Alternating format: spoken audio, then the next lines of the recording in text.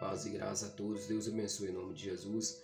Nós vamos seguir para o Evangelho de Marcos, como nós estamos tendo uma visão panorâmica dos Evangelhos, tanto os sinóticos quanto o Evangelho de João. Nós vamos para o Evangelho de Marcos. Marcos apresenta Jesus como servo, como maravilhoso. A ênfase de Marcos é sobre o poder sobrenatural de Jesus. A ênfase especial de Marcos recai sobre o poder sobrenatural de Jesus, apontando sua divindade por meio de milagres. Marcos registra primordialmente os feitos de Jesus e não as palavras dele. É por isso que omite a maior parte dos discursos de Jesus. Parece que Marcos escreveu seu evangelho para não-judeus. E nós vemos aqui que dentro do livro de Marcos, desde o início, mediante uma tradição ininterrupta, esse evangelho foi considerado obra de Marcos. João Marcos era filho de uma mulher chamada Maria, cuja casa em Jerusalém era um local de reuniões para os discípulos de Jesus. Atos 12:2. Sendo primo de Barnabé, Colossenses 4:10. É possível que fosse levita.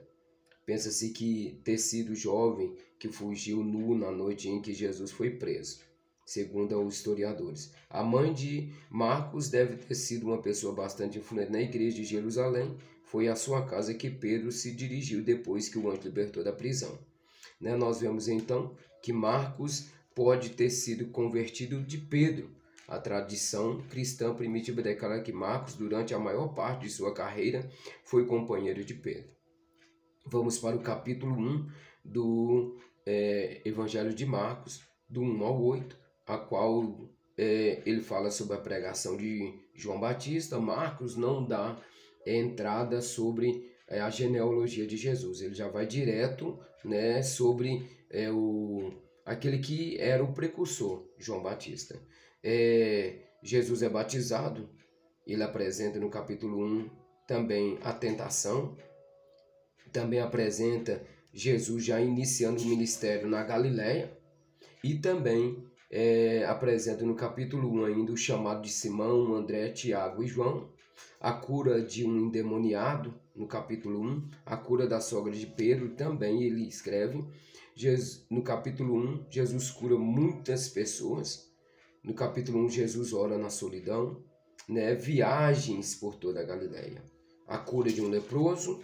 E no capítulo 2, Marcos continua dando ênfase aos milagres de Jesus. Jesus cura um paralítico, o chamado de Levi, que é Mateus, é uma pergunta sobre o jejum, e Jesus faz um sermão sobre o jejum. Capítulo 2 também continua falando sobre quando os discípulos comendo espigas no dia de sábado, uma cura no sábado, multidões e milagres seguindo a Jesus, buscando ver sinais. A escolha dos 12 no capítulo 3 em diante também, o pecado imperdoável, a mãe e os irmãos de Jesus, a parábola do semeador também é contada em Marcos. A candeia no lugar apropriado, capítulo 4, a parábola da semente que cresce, o grão de mostarda, Jesus acalma a tempestade no capítulo 4. No capítulo 5, Jesus então liberta o endemoniado na região de Gerazenos. No capítulo 5, a ressurreição da filha de Jairo. E no capítulo 6, Jesus volta para Nazaré, uma visita a Nazaré. Jesus envia os 12, João é decapitado, Jesus alimenta 5.000 homens, Jesus anda sobre as águas. No capítulo 7, fala sobre o puro e impuro, a mulher sírio-fenícia, a cura de um surdo e gago, Jesus multiplicando o pão novamente, Jesus alimenta 4.000 homens.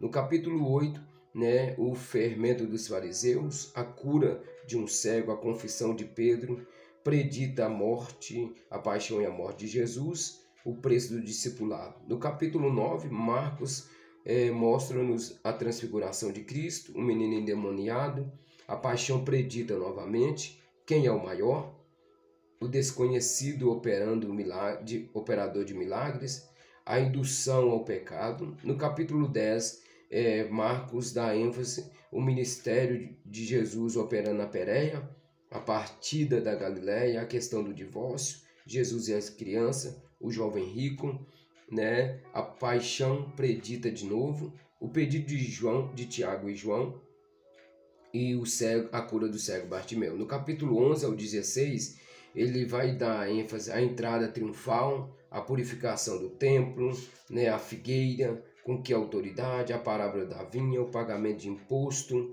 a pergunta a respeito da ressurreição, o grande mandamento, o destaque ao filho de Davi, censurando os mestres da lei, a oferta da viúva, o discurso sobre a segunda vinda, a trama para matar Jesus. No capítulo 15, ele já vai então dar destaque sobre a crucificação, o sepultamento de Jesus, e então no capítulo 16, né, a visita ao túmulo, quando fala da ressurreição de Jesus. Jesus aparece a Maria Madalena, Jesus aparece aos 11 e no final a ascensão de Jesus. Esse é um resumo do livro de Marcos, com seus relatos sobre a vida de Jesus. Ele é um livro com menos capítulos do que Mateus, né? Porque a ênfase de Marcos está não nos discursos, nos ensinamentos de Jesus, mas sim nos milagres que Jesus realizou. Que Deus abençoe em nome de Jesus, que o Senhor nos dê graça para continuarmos juntos.